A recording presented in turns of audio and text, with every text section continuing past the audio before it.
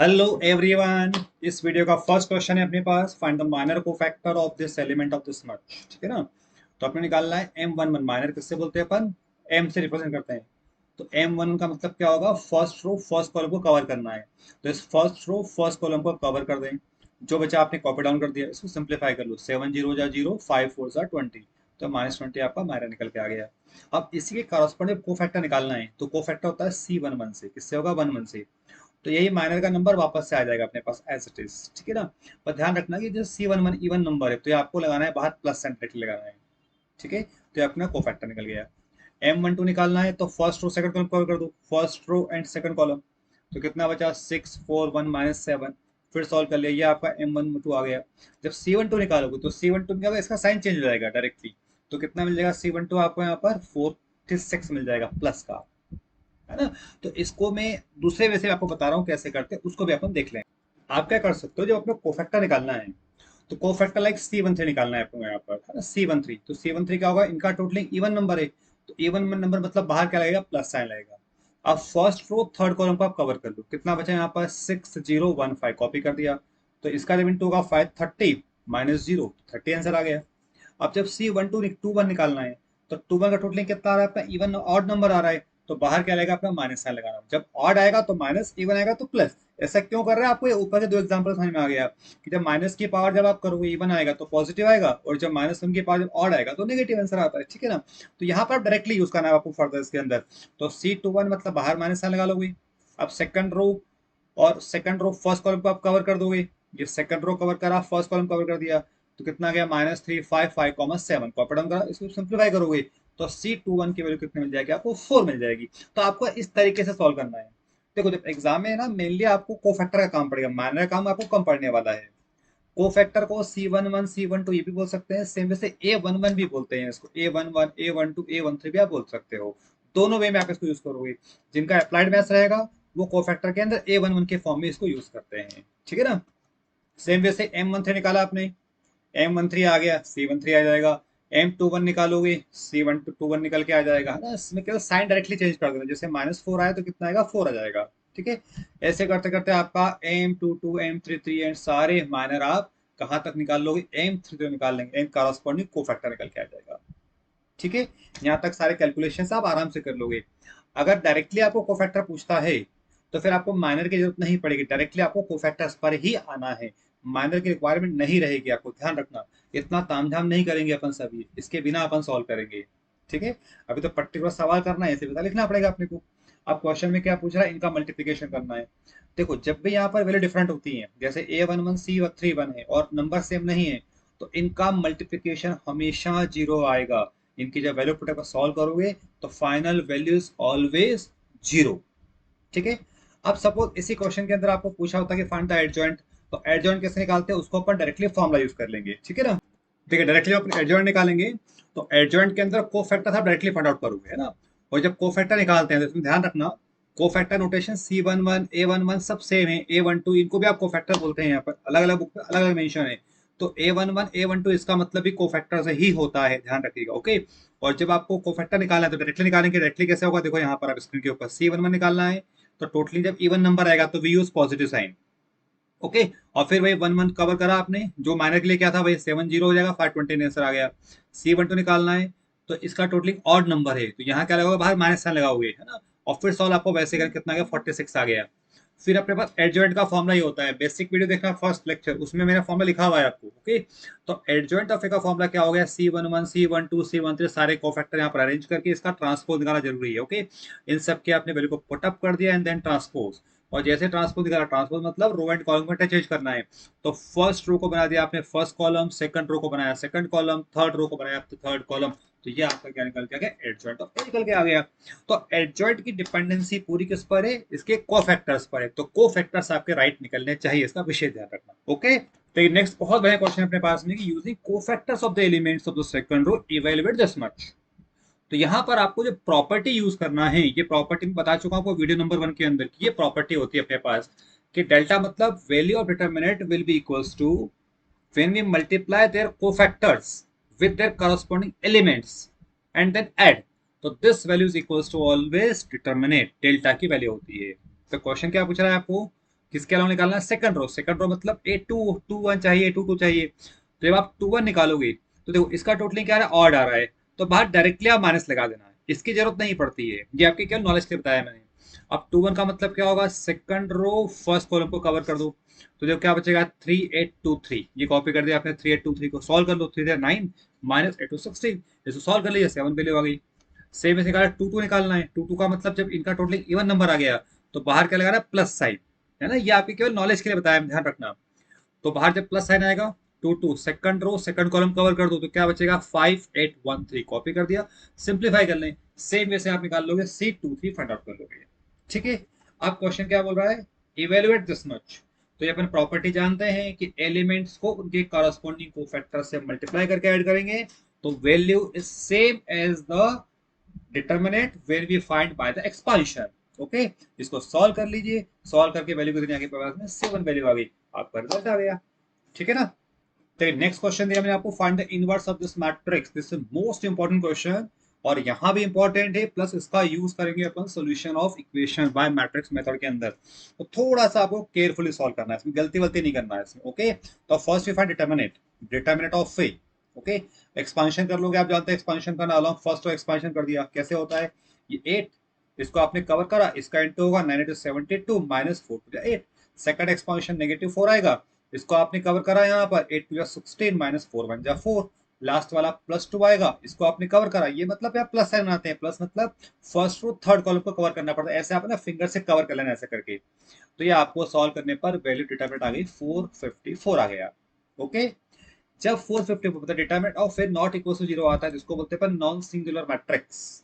And when it is non singular matrix means it is invertible. Invertible का मतलब क्या होता है? अपन इसके इनवर्स को फाइंड कर सकते हैं, इसका मतलब ये होता है। ये लाइन लिख पाते हो बहुत अच्छी बात है, नहीं लिख पाते हो तब भी कोई टेंशन की बात नहीं लिखो तब भी चलेगा। ओके, पर नॉलेज रहेगा ज्यादा अच्छा रहेगा। अब निकालना है आपको कोफैक्टर्स। देखो, अब यहाँ पर कोफैक्टर डायरेक्टली निकाल लेना, जैसे यहाँ पर आया C11, इनका टोटलिंग इवन नंबर आ रहा है। इवन नंबर आ रहा है मतलब क्या होता है? आपको बाहर लगाना है प्लस साइन। मैं यहाँ पर आपको डिटरमिनेंट पूरा कॉपी करता हूँ, वो ज्यादा बेटर रहेगा यहाँ पर ना। पहले तो डिटरमिनेंट मैंने आपको लिख दिया है यहाँ पर। अब जब आपको निकालना है C11, तो यहाँ पर कवर कर दो आप फर्स्ट रो फर्स्ट कॉलम को कवर कर दो। कितना बचा? 9428। सॉल्व कर लीजिए, आपका 64 आ गया। निकालना है C12, टोटलिंग इसका और आया तो स्टार्टिंग करोगे माइनस साइन से, डायरेक्टली आपको करना है माइनस साइन। ओके, 1 2 मतलब फर्स्ट रो सेकंड कॉलम को आप कवर कर दो। कितना बचा? 2 4 1, कॉपी कर दिया। सिंप्लीफाई करें, C12 आ गया।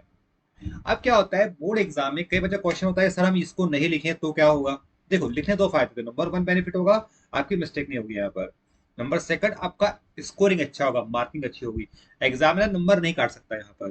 तो आप अननेसेसरी उसको चांस मत देना, है ना? मेरा सजेशन है कि आपको उसको लिखना चाहिए आपको सबको, ठीक है ना? तो ऐसे करके आपने सारे C3 तक फाइंड आउट कर लिए पूरे, और पूरा सबको समझ में आ रहा है, सब लिख लेंगे अच्छे से। ओके, आप इन सी के प्लस पर आप ए भी लगा सकते हो, कैपिटल A11 A12 भी आप यूज कर सकते हो, कोई चिंता का विषय नहीं है उसके अंदर। ओके, आप एडजॉइंट का फॉर्मूला आपको लिखना पड़ेगा एग्जाम के अंदर, कि एडजॉइंट ऑफ ए सारे कोफैक्टर कलेक्शन उसका ट्रांसपोज। ओके, सारी वैल्यू को पुटअप कर दो यहाँ पर, वैल्यू पुट करके इसका आप निकाले ट्रांसपोज, तो ये अपना एडजॉइंट ऑफ ए आ गया। ठीक है। अब जो ए इनवर्स का फॉर्मूला होता है अपने पास, ए इनवर्स का फॉर्मूला होता है adjoint A upon determinant of A. यहाँ ध्यान, डिटरमिनेंट ऑफ जीरो नहीं होना चाहिए, ध्यान रखना। तो नॉट जीरो मतलब क्या होता है? It's non singular matrix. Singular matrix में क्या होगा? डिटरमिनेंट की वैल्यू जीरो हो जाएगी, है ना? उस पर बेस भी क्वेश्चन आपको हमने दिए है वीडियो के अंदर। अब इन दोनों की वैल्यू पुटअप कर दो। डिटरमिनेंट पुटअप कर दिया आपने 554, एडजॉइंट को पुटअप कर दिया। अब यहाँ ध्यान रखना, ये आंसर नहीं है आपका, ये रॉन्ग हो जाएगा सब एग्जाम में। It is not matrix form. Matrix form के लिए इस 454 को अंदर मल्टीप्लाई करना पड़ेगा, और मल्टीप्लाई करके जो मैक्सिमम कैलकुलेशन आपसे हो सकता है, टर्म को काटा पीटी कर लो, जो भी कटती पिटती है, ये आपका फाइनल रिजल्ट आएगा। देखिए बच्चा लोग, आपको जो चैनल आप देख रहे हैं उपाध्याय ट्यूटोरियल इंदौर, इस चैनल के अगर आप सारे वीडियोस देखते हैं तो आपको लगेगा बिल्कुल जैसे आप कोचिंग में स्कूल में पढ़ रहे हैं, एक के बाद एक के बाद एक लेक्चर आपका, 1 बाय 1 लेक्चर की कनेक्टिविटी मिलेगी। आपको कुछ नहीं करना है, केवल आपको एवरीडे 1 आवर आप लेक्चर को देखते जाना है, सुनते जाना और लिखते जाना है। तो आपको धीरे धीरे लगेगा पूरा सिलेबस आपका कवर हो रहा है ना? और चैप्टर के एंड में मैं आपको 1 शॉट वीडियो दूंगा जो रिवीजन होगा शानदार, जिसमें आप 1 शॉट मतलब पूरा देखने पर पूरा चैप्टर आपका फिनिश हो जाएगा, confirm and guaranteed cover up होगा आपका। ओके, चलिए नेक्स्ट हम पर आते हैं अपन। नेक्स्ट मोस्ट इंपॉर्टेंट क्वेश्चन है आपको कि show that for matrix A equals to this much satisfy this equation and hence find A inverse. इस सम को आपको अपनी कॉपी में लिखना है और कॉपी के अंदर जो आपने वर्ड लिखा ना हेंस, उसको अंडरलाइन करो। अंडरलाइन का मतलब क्या होता है कि इसमें A inverse adjoint A upon ten of से नहीं निकालना है, ध्यान रखना। हेंस का मतलब होता है कि जो रिजल्ट गिवन है आपको इस रिजल्ट की हेल्प से निकालना है, ये विषय ध्यान रखो। ओके, तो पहले आपने सिंपल क्वेश्चन ले ए गिवन आपको। अब यहाँ इक्वेशन आपको एल्जेब्रिक एंड क्वाड्रेटिक फॉर्म, जब इसको आप मैट्रिक्स फॉर्म में कन्वर्ट करेंगे तो मैट्रिक्स फॉर्म में कन्वर्ट करने पर यहाँ पर क्या आएगा मैं आपको लिख देता हूँ। और ये मैंने लिख दिया आपको, देखो एफ ऑफ एक्स अगर आपको x square minus six x plus 17 given है तो एफ ऑफ ए की वैल्यू कितनी मिलेगी आपको, ये मिलेगा आपको ए square minus six A plus 17 आई। यहाँ पर आपको आई और लगाना है साथ में, मैं लगा रहा वापस आपको आई नेक्स्ट, यहाँ पर आएगा आपके पास 17 आई, है ना। यूनिट मैट्रिक्स यहाँ पर कंपल्सरी आपको आएगा। तो अब अपने यहाँ पर ए स्क्वायर चाहिए, तो पहले अपन क्या करें, ए स्क्वायर फाइंड आउट कर लें। ए स्क्वायर मतलब क्या हो, ए इंटू हुआ सिंपल सा, ए कॉपी करा वापस ए इंटू कर दिया। मल्टीप्लीकेशन आप जानते ही यूज करा हुआ है अपने, है ना। ये ए वन वन मतलब क्या होगा, first row first column multiply कर लेंगे, ये आपकी ए स्क्वायर की वैल्यू आ जाएगी। ठीक है, आप इन सब वैल्यू को जो एफ एक्स फंक्शन गिवन है, जब एफ ऑफ ए निकालोगे तो यहाँ पर 17 आई के फॉर्म में आएगा। ये मैंने स्टार्टिंग में आपको बता दिया इस चीज को।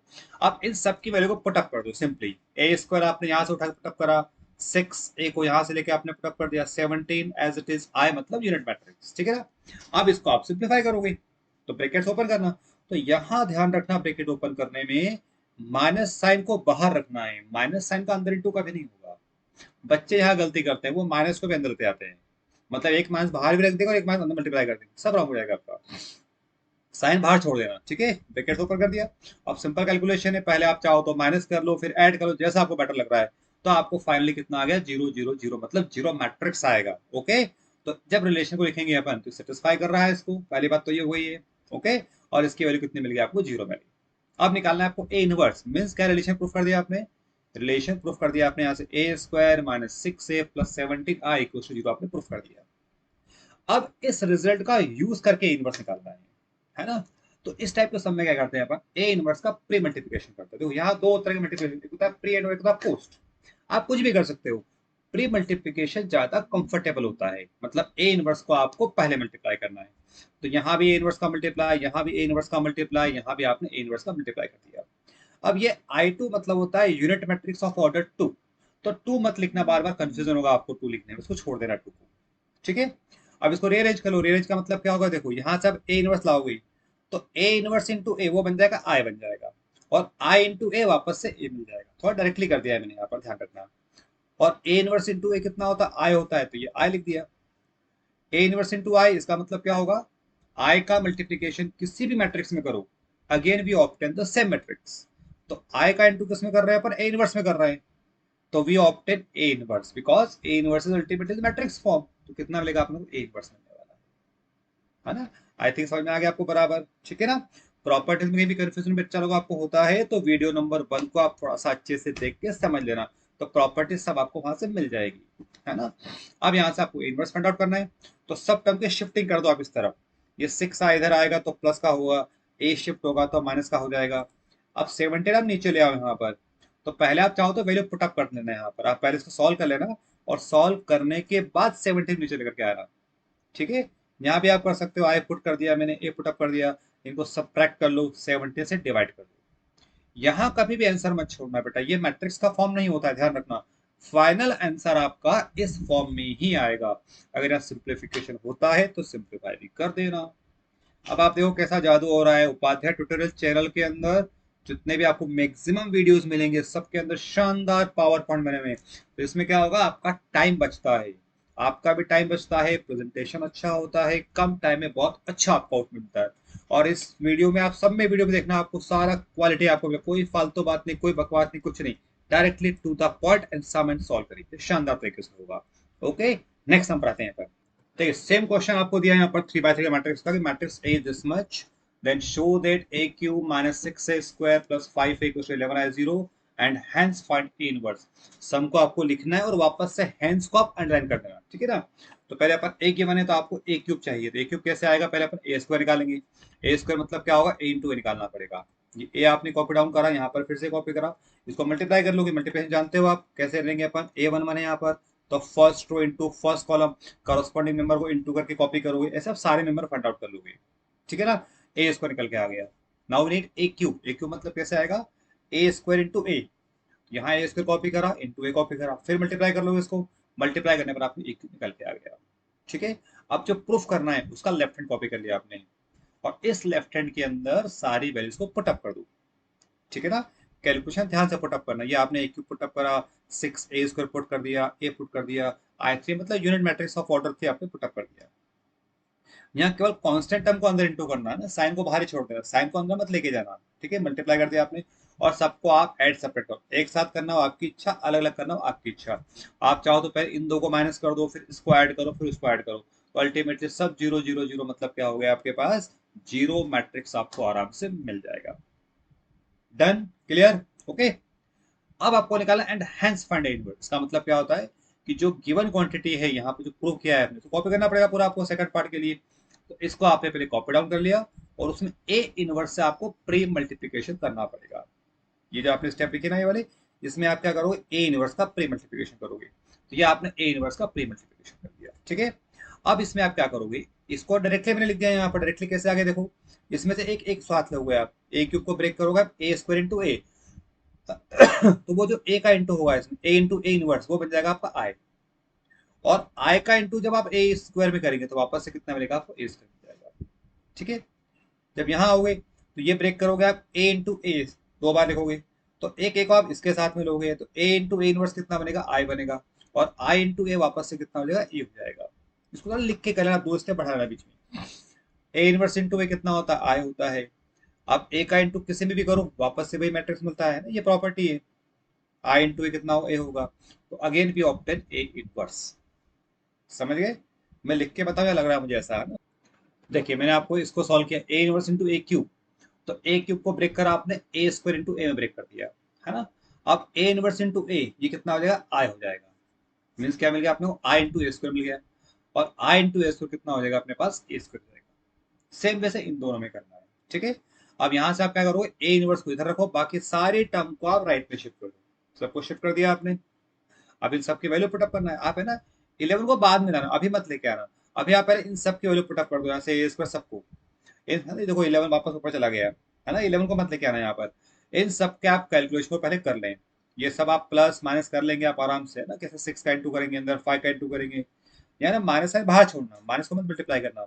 इसको आप फाइनली पूरा सॉल्व कर लीजिए, और सॉल्व करने के बाद आप इस 11 को अपॉन में शिफ्ट करके 11 को अंदर मल्टीप्लाई कर दो। मल्टीप्लाई करने के बाद में टर्म को सिंप्लीफाई भी करना है, जो भी सिंपलेस्ट फॉर्म में आता है वो आपका रिजल्ट हो जाएगा। क्लियर, समझ में आ रहा है, मुझे पढ़ाने में मजा आ रहा है, आपको सब समझ में आ रहा होगा, ओके। इस वीडियो का लास्ट सम लेते हैं, और बहुत बढ़िया क्वेश्चन है आपको। ए गिवन है, वेरीफाई करना, A into adjoint of A equals to determinant of into I. इस प्रॉपर्टी को रट्टा मार लेना अच्छे से, एग्जाम में सम आते हैं गारंटेड। ओके, फिर बोल रहा है also find A inverse. Also find मतलब आपको ए इनवर्स की प्रॉपर्टी लगाना है, कौन सी वाली, एडजॉइंट है आपको डिटरमिनेंट एफ वाली। ओके, सिंपल क्वेश्चन है, ए गिवन है, सबसे डिटरमिनेंट निकाल लो। ये लाइन है डिटरमिनेंट, एक्सपांड कर दो अलॉन्ग R1, जो आपको समझ में आ रहा हो, डायरेक्टली एक्सपांड कर दो ना, कोई प्रॉपर्टी लाइन जरूरत नहीं है। एक्सपांड कर दिया, 1 इंटू इसका 16 माइनस 9, सेकंड नंबर नेगेटिव आता है, -3 इंटू ये कवर करोगे 4 -3, लास्ट 3 इंटू इसका इंटू होगा 3 -4। कैलकुलेशन केयरफुली करना, 1 आ गया, 1 आ गया मतलब मैट्रिक्स कैसा हो गया, नॉन सिंगुलर। ध्यान रखना नॉन सिंगुलर, और सिंगुलर में क्या होगा, डिटरमिनेंट ऑफ ए 0 होता है। ओके, अब निकालना है आपको सारे कोफैक्टर C11। यहाँ पर फिर से मैट्रिक्स लिख लेना है ना, ये इसमें यहाँ पर कॉपी कर लेना, फिर C11 C12 C13 21 22 23 आप सब निकाल लोगे आराम से, जैसे आपने लास्ट समय निकाला हुआ है। ठीक है ना, सारे कोफैक्टर आ गए। ओके, अब एडजॉइंट के अंदर पुटअप करना, एडजॉइंट का फॉर्मूला आपने कॉपी करना है एग्जाम में, इसका ट्रांसपोज। ठीक है, फॉर्मूला लिखना जरूरी है, इन सारी वैल्यू को पुटअप करके इसका ट्रांसपोज निकाल दीजिए, तो ये अपना एडजॉइंट ऑफ ए आ गया। अब क्वेश्चन क्या पूछ रहा है, क्वेश्चन पूछ रहा है A into adjoint of A, multiply कर दो। ये लिखा आपने ए इंटू एडजॉइंट ऑफ, सबको मल्टीप्लाई करो, तो मल्टीप्लाई करोगे तो ये प्रिंसिपल डायगोनल में आपका 1 आएगा, बाकी सारे मेंबर 0 हो जाएंगे, कंफर्म प्रॉपर्टी होती है। तो ए इंटू एडजॉइंट प्रूफ क्या हो जाएगा आपका, आई इंटू 1। ओके, ये जो 1 आया ना आपके पास में यहाँ पर 1, तो ये जो भी आपका डिटरमिनेंट आया था वो वैल्यू यहाँ पर बनने वाली है। ओके, और बाकी कितना बनेगा आपका आई बन जाएगा। तो प्रॉपर्टी ऐसे आपकी प्रूफ हो जाएगी।